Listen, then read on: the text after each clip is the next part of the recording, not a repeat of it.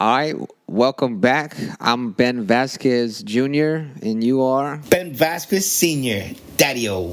That's right. That's right. Kind of recap if y'all haven't listened to the first two episodes, go back and listen to them. We're kind of jumping around. I mean, mostly chronologically telling our history, our story here, but basically, we talked a little bit about my dad's childhood and how he grew up, and I talked a little bit about that and just some of that father dynamics. This episode's very special because this is kind of like, I would say, is one of the most climactic points, even still to this day for me, of like being a 15-year-old For me, too. boy that I got a phone call from you and reunited. So we're going to talk about our reunion story today and kind of the roller coaster ride that became. And so just to give some background, you know, I was living with my family, with my stepfather and mom, and me and my stepfather just had some rough stuff happen. And to be honest, looking back at it, it's hard to fully understand it, but it happened the way it did. And so me and him got into an altercation, and I'm not a fighter. I don't like physical conflict and all that stuff, but basically my stepdad picked me up by my throat and threw me against the wall. And that I had never experienced something like that before, and so I was very afraid that I was looking at a man in his eyes that was so angry at me. And I didn't fully understand why he was so angry, but I felt like in that moment that he crossed a boundary, he crossed a border. And so that was a trauma that was a trauma that I experienced when my stepfather did that, and he literally kicked me out of the house, like physically kicked me out of the house at that moment. From that day forward, I actually call him by his first name. So I used to call him dad, because that's the man who really raised me. And everyone thought he was my real dad. All my circle, like everyone just thought that's my dad. And, that's the man who raised me. But when he shut that front door to me and I saw that door slam in front of my face, I felt like, wow, like he really shut the door to our relationship. And because I was so hurt by that. And so I started calling him by his first name after that. But to keep it simple, I didn't really have nowhere to go. My mom was actually just jumping out the shower in her towels, still like freaking out, like, what the heck's going on? And, it was a hard time. And so she chased me down the street, and it was late at night, and we didn't live in a good neighborhood. I had bullet holes in our house. Like, we lived in a rough area. And basically, she chased me down the street, got in the van, and it's like, oh, I'm going to take you over here.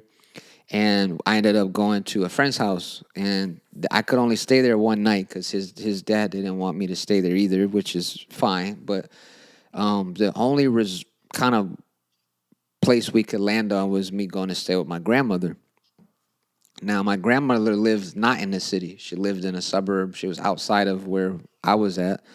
And she's, we're going to talk about that story a whole nother time. But basically, my grandmother, she was addicted to crack. She was bipolar. And so she did those drugs to help level her, kind of balance her out. And remember, she was also diagnosed as schizophrenic. Yeah, right. And yeah, she would talk to herself. She would have different voices. And so it's crazy to think that, my mom would put me there of all places, but that was really the only place I can go. And she used to watch me when I was little. So my grandmother used to watch me when I was little. So I get there, and I would say that over these next several months, it was a whole change of environment. I went from a very strict, protected environment of like, I grew up in the church where if like a hot girl walked in and I turned my neck, my stepdad would take my head and turn it back and be like, you better stay focused on the preacher, boy. So I grew up like that. And then I go to my grandma's house that living with her boyfriend, who's a severe alcoholic, funny dude, but he was, by 3 p.m. he was drunk every day. And his older son was living with them. And so, and he was a good amount older than me. So I was 15, and let's say he was probably like 21 or something like that. So here's this dude who's like he loves parties, he's drinking, and that's where I started getting introduced to alcohol. So actually, fun fact, you don't know this, but the first time I ever got drunk was at my grandma's house. We was sitting in the backyard, little bonfire. We had a little bonfire going, and my grandmother's boyfriend's son comes out, and he thought it would be funny to trick me. So he gives me orange juice, but it's loaded with vodka. So it was a spiked orange juice. There Yep. was probably more vodka than orange juice in this drink, okay? And so I'm sitting there at the bonfire, and I take this sip of this orange juice, and it burned my throat, and I was like, that's the first time I ever tasted alcohol. I was like, that's not supposed to do that. And then I see everyone's giggling, they laughing at me, they're like, yo, you about to get drunk, and I knew, okay, I have a choice right now. I could keep drinking this orange juice and get drunk for the first time. And everybody else was already drunk. And so I was like, it was kind of one of those moments like, you know what? Peer pressure that is real, especially when you're young and people say, oh, you could fall into peer pressure, don't do drugs. But when you're 15 years old, you're the youngest person there. Everyone's in their 20s. They're thinking you're cool because you're hanging out with the older guys. So I guzzled that thing. I just shot that thing. And in about, I think it was like, I don't even know how long it was, but I actually fell back in my chair because I was so drunk. And I had never felt that. And that was like basically when I had moved in with my grandma. I would go to school. I had to change schools. My mom put me in a school in that area, and I was meeting new friends, and so my circle of friends was those older dudes and my grandma's boyfriend's son, because like I didn't really know nobody, at the school. So those same guys that got me into drinking, they also were big weed smokers, but I never tried it. My grandma smoked a bunch of weed. Oh, I She used to know. grow weed. I used to So smoke with her. my grandma had a joke one time because we was running around in the backyard playing, and she yelled at me, and she's like, "Don't step on my Chinese tomato plant." And I was like, "What?" She's like, "My Chinese tomato plant, man." And kind of find out she had all these marijuana trees in her backyard, and she called them Chinese tomato plants. That And I was remember one time Gisela. coming in the house, and I popped open the microwave to put like a bagel or something in there, and she had a bunch of weed in there just dry. She just had it on the microwave. I'm like, what is going on? So that was my grandma. Anyways, yeah, so very big environment change. I would say that I started drinking pretty much every day. It got so bad that I would go to school drunk in the morning. So I would get up, and it was like, the bus would come get me, let's say like 7 o'clock or something. I'd either have a hangover, or I would already like, there'll be lots of liquor or alcohol left over. So I would literally like just take a big shot or like drink right before I go to school. It's like, let me just do this. Like, that was my breakfast, and it was bad. And so I remember one time I went to school, and I was so drunk that, like, we had the lockers with the little twist locks. So you had like a lock. I was so drunk that I couldn't open my locker to get into my locker. And so I punched it, and I ended up like, it was like a hairline fracture. So it wasn't even a big deal, but I basically messed up my hand, and I had to get a cast and everything. And so, because I'm punching the locker like, you better open, you know. So just so you know, because I don't think you knew all of that. That No, before I keep met it you, going. Keep it going. yeah, before I met you, I would say that I was very young in my alcoholic addiction, but I would say that before I met you, I was already drinking daily. I was drinking daily, and it was actually affecting my school. And so I don't remember the time or the month or the moments, but I know I was living at my grandma's house for, I believe almost half a year when I got a phone call. Now, mind you, I'm on this new kind of, I call it my prodigal son. So there's a story in the Bible, right? It's an actual story called the prodigal son. And it's the story that the father had two sons, older son, younger son. He wanted to give them his inheritance. The younger son decided to take his inheritance early and go squabble and waste all of it. Went into the city, got drunk, probably slept with prostitutes, whatever, gambling, lost all his money, and came from a rich family. He was so broken that he literally slept with pigs in the pigsty and ate the pig food. That's how broken and poor this man became. And then this man goes back to his father to ask his father for forgiveness, like, hey, can I come back? And actually, his older brother got jealous and mad at him because when his dad saw him, he told the older brother, prepare a feast and make it a big deal. And he ran out and embraced his son and welcomed him back, even though he did all that. And that's a good story because I feel like that's kind of my story with God. I grew up with God, and then I kind of stepped away, and I was like, I know I shouldn't be drinking this right now. I know I shouldn't be doing this, but I'm going to do it anyways. And I think God was so patient with me to be like, I know he's doing all this stupid stuff right now, but I'm going to keep him safe, and I'm going to make sure that he comes back to me. And so that's really my whole story. But before I did that, I met you, and you gave me a call. And you went on a whole nother roller coaster ride. Yeah, and so, that was roller coaster number 2. So that whole time, I had not talked to my stepfather, by the way. That whole, let's just say it was 6 months. I didn't talk to my mom that much. The funny thing was, I was still going to church a little bit, and then I kind of phased out. So I was having the church van from the city come all the way out to the suburbs, pick me up, bring me back to church to go to youth group. Who am I? Like, this is the way my stepdad told me to be. Here's me trying to figure that out. And in the middle of all of that struggle, I get a phone call, and it's you. And I remember that phone call, and I said, hello, who's this? And you said, it's Ben. And I said, no, I'm Ben. And you're like, I'm your father. And I'll be honest, like you kind of approached it in a way of like being very apologetic, and you said something like, hey, I know I haven't been around, and I don't know if you hate me. I think you used the word hate or something. Yeah. You were like, I don't know if you hate me or really mad at me, but I just want you to know I'm actually here right now. I'm in town. Because you had lived in a whole nother state. You didn't even live in Rochester, New York. I was living in Providence. But you were back in town, and you found me, and you called me, and I said something like, how could I hate someone that I don't know? Yep. And I was like, I don't really know you, bro. Like, I was like broing you. Like, I don't know who you are, really. Like, you left when I was 5. I kind of like have memories, but I didn't even have a picture of you. And so, so you end up coming to my house. Here's my gap in the story, or my question. How did you get that number, and how did you find me, basically? Do you remember? Like, how'd you find me? I was able to find your mother's phone number. I don't know if it was through MySpace, somehow, some way. I don't know if my sister got it for me.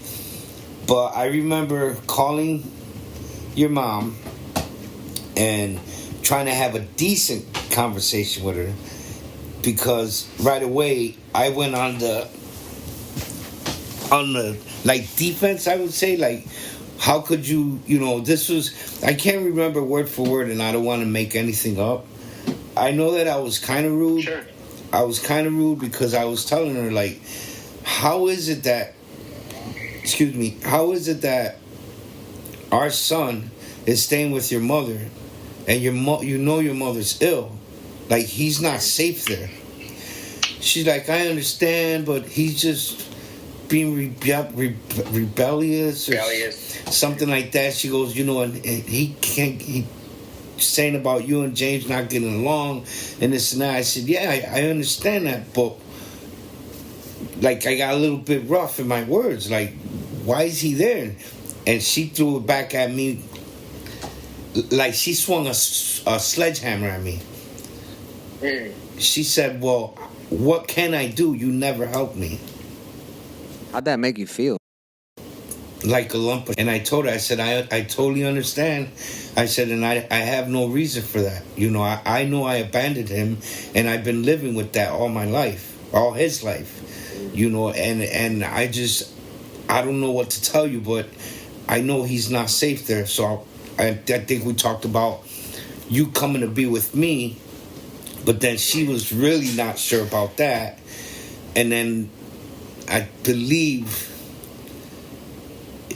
we ended up saying something like, okay, well, I'm going to take my next vacation and go be with my sister. So I would like to talk to him, at least talk to him. If he doesn't want to deal with me, that's fine. I can accept that. I said, but I want to sit down and talk with him. And she agreed to that. And so I called my sister. She was the first phone call after I talked to your mom. And I was like, I couldn't even hardly speak. First thing I told her, I was like, guess what? In whatever blah, blah, blah time, I'm taking my vacation. She goes, oh, that's cool. You're going to come down and we can hang, this and that. And she was doing way better than what she's now. Yeah. She had her car, her truck or whatever. So I told her, I said, I just talked to Benji.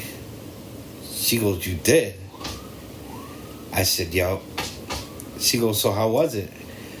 I said, I don't know. Like, we briefly talked, and I don't know. I want to come see him.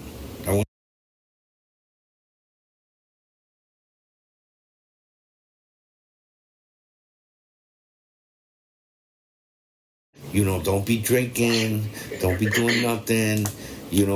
She goes, like that, you guys could sit down and have a decent conversation. So I get to Rochester,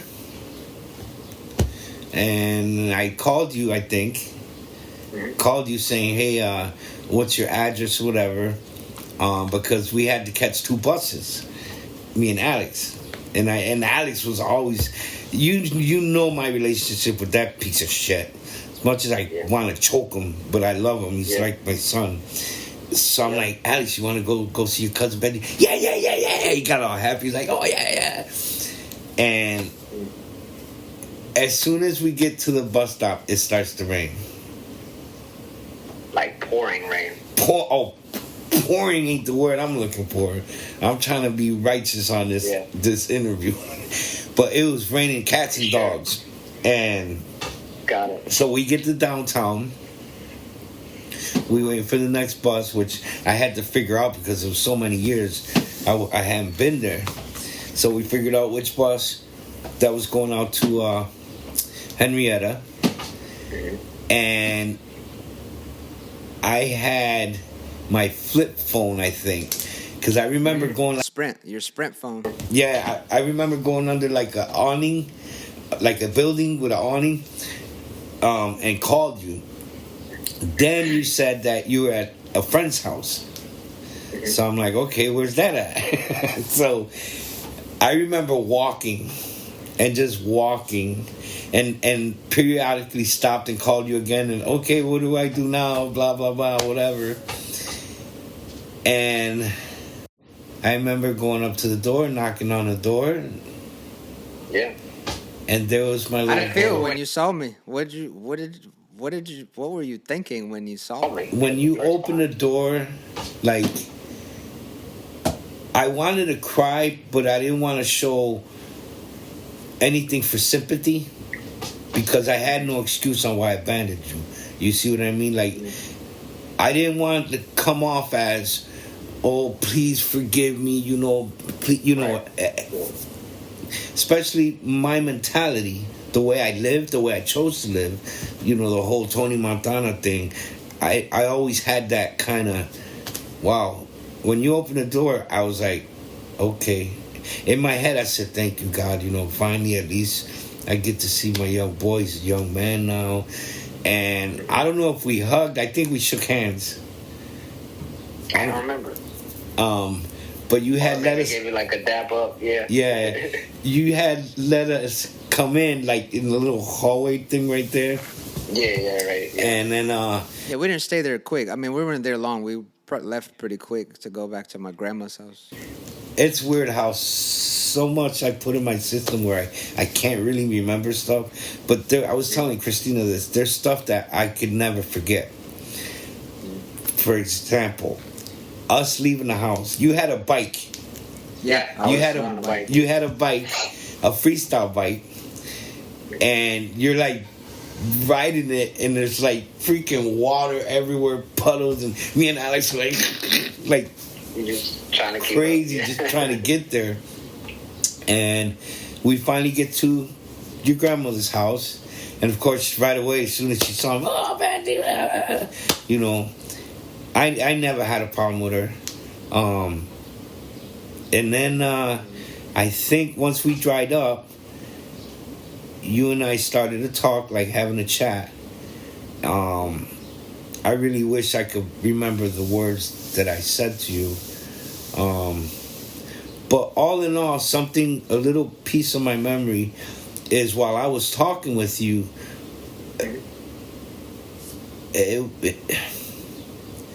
I don't know how to put it in words, like, just like looking at you talking, you had your little peach fuzz right there, and you looked so young, and Yeah.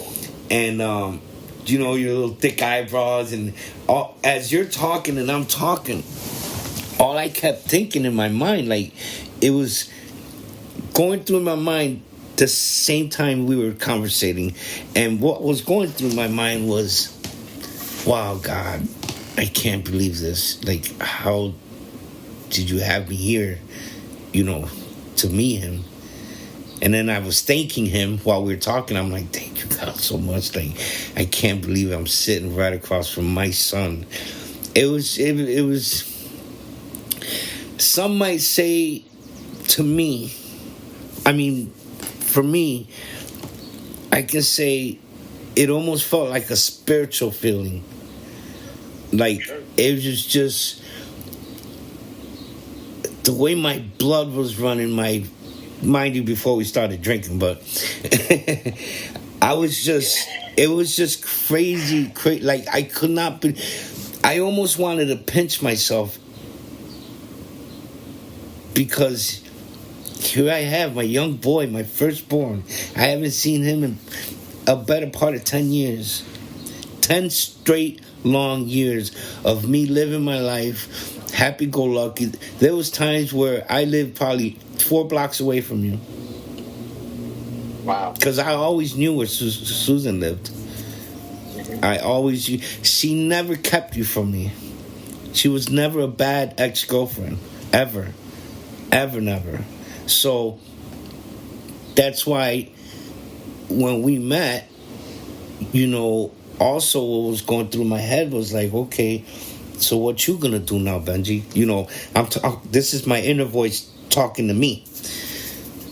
I think I went outside and smoked some cigarettes. So whenever we were apart, like you was probably talking with Alex, whatever, and I went outside, whatever.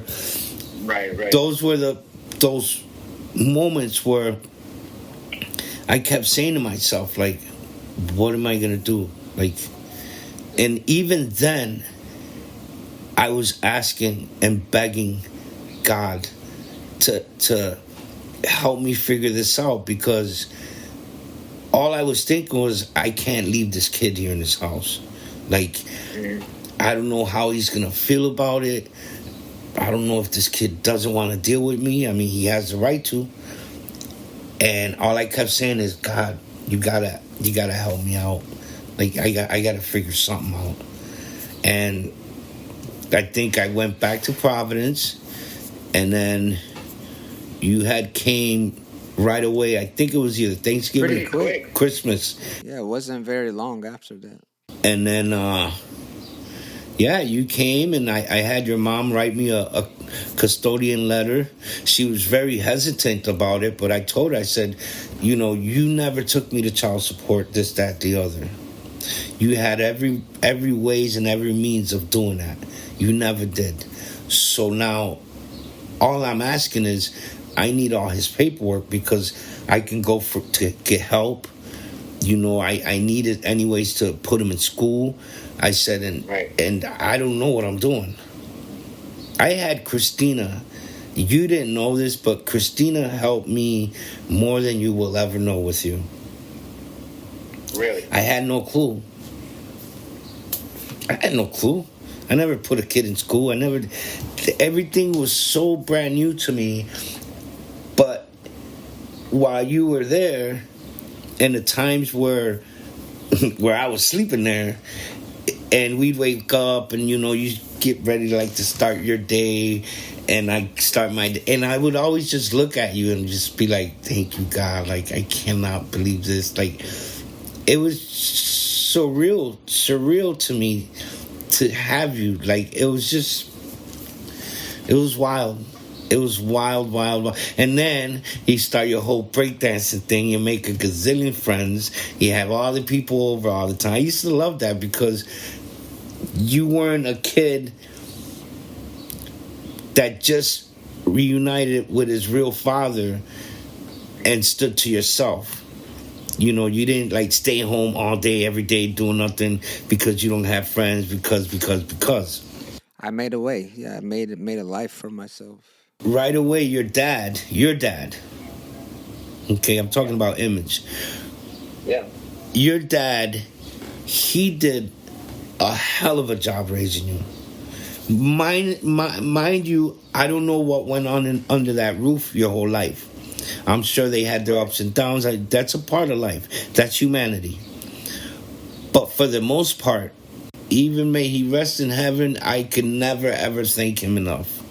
Because I didn't have worries about, especially when you started hanging out, I didn't have worries about you getting into stuff or you trying to steal stuff. I think the only worry I had, but then it was a worry, but then some of your friends, some of your closest friends, your brothers, they always reassured me. Like they were like Crazy E. And he always told me, "Don't worry about it, Papa Uno.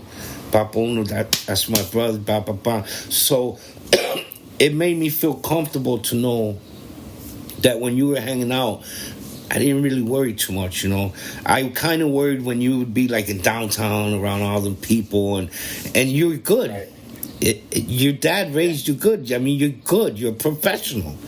You're not, you're a professional at what you do. So I knew. And I used to tell Pucho that this kid has got to be careful because he's good. He's going to be beating out of just about anybody he breaks dances against. And if he don't got his little crew with him, I don't mean this in no disrespect, but I used to tell Pucho he's not a fighter. If 3-4 dudes go to jump him, he's screwed. And what if something happens? I got to make that phone call to his mother. And this is when you was a minor. So, and I used to tell Pucho, she could take him away from me. And, I don't know what I'm going to do if I lose him again. But, and it took you a while to call me Dad.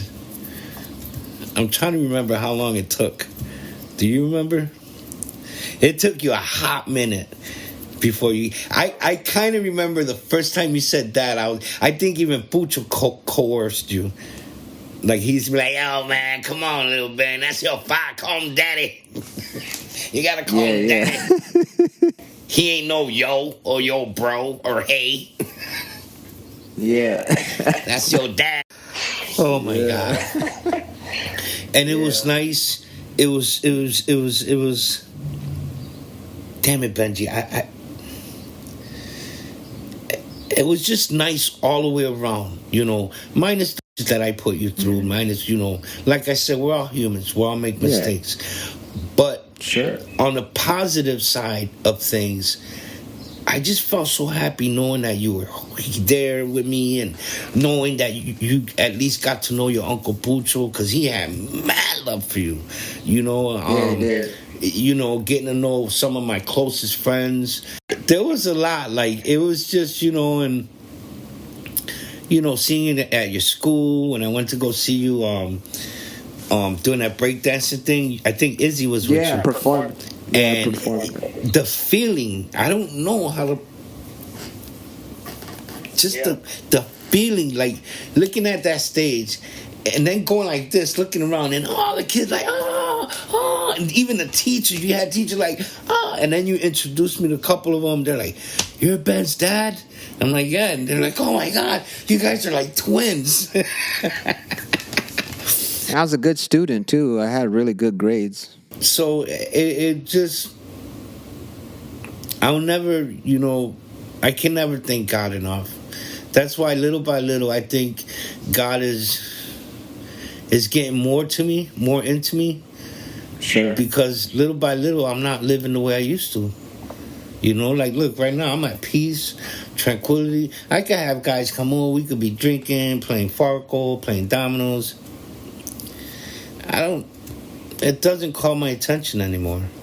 It's just, I'm good. Sometimes, once in a while, I feel like I should have someone in my life, but I have all you guys. That's all I wanted. And now that Father God blessed all of you guys back into my life, I will not allow any distractions. If my kids need me for whatever, something happens to you, God forbid, and I got to relocate to be next to you, to be there for you, I would not hesitate. You know what I mean? Same thing with the girls. Same thing for all my kids. I want to be able to be there. Sure. So it was fun meeting you and the whole thing. It was just so crazy. Like, I went back to Providence like the most happiest father. And here's a known fact that you probably know already. I don't think I ever told you this. So when me and Kim broke up, that's when my life went spiraling. Why I say it that way? Because once again, my whole past came back to me. Meaning, I started doing stupid stuff in the streets. You already know. I always kept the job for some reason. God made sure I worked. So I don't be a bum. But my mindset went awry. It went rogue on me. Meaning, and I'm coming to the point, meaning my mind was so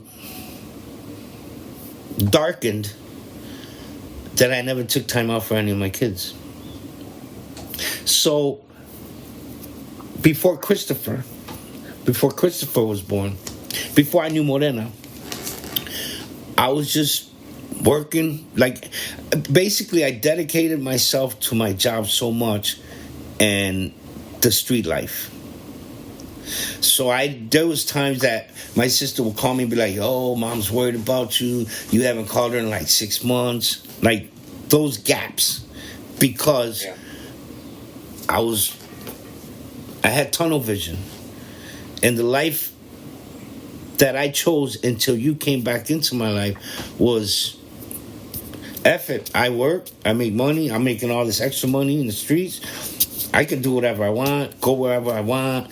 I had a couple cars at the time, so that sucked me in so much that, here's the known fact, I never spoke to you. I never spoke about you at Tower. And to the day I told Neil the vacation because I'm going to go meet my son. He goes, "Your son?" And then I broke out all the pictures I took him to work. Neil's like, what the? Because he's a family man. And he got on me. What? How could you live with yourself? Like, I don't know why, but bosses ends up falling in love with me. Like, they look at me like a son figure, because they know I'll kill myself for work. So, anyways, yeah. So and then I started talking about you a lot, and it went right up to that vacation when I went to go see you. So it was. Matter of fact, did I ever tell you this about our meeting? Your grandmother started all of this, Grandma Panchi. Yeah. That's what I was gonna say, because I was thinking I knew she had a connection point to all of this. Oh, she was the connection. She was. She called me, and I don't know if I talked to her for months, but I remember hearing a message saying Benji, and I could feel it in her voice. Oh, she said Benjamin. Yeah.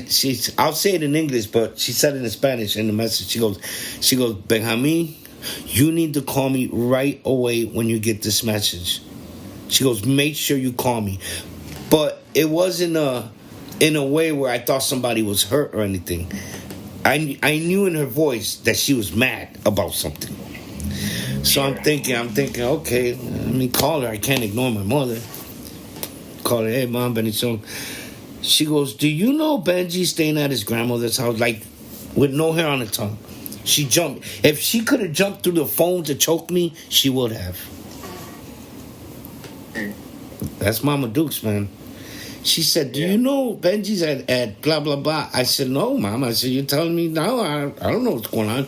She goes, well, I don't care. And I'm being nice in words. Sure. She goes, I don't care what you're going to do.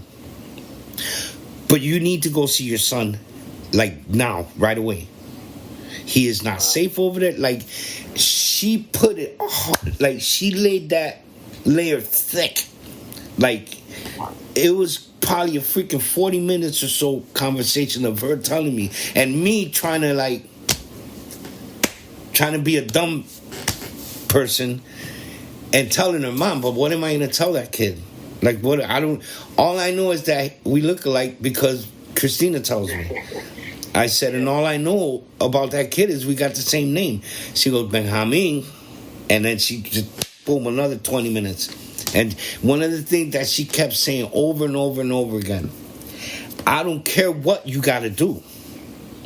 Yeah. Like, she said, you need to go talk to that kid. So, thanks first and foremost, Father God, but your grandmother laid it on thick. She laid it on so thick that she made me recalibrate my whole mindset.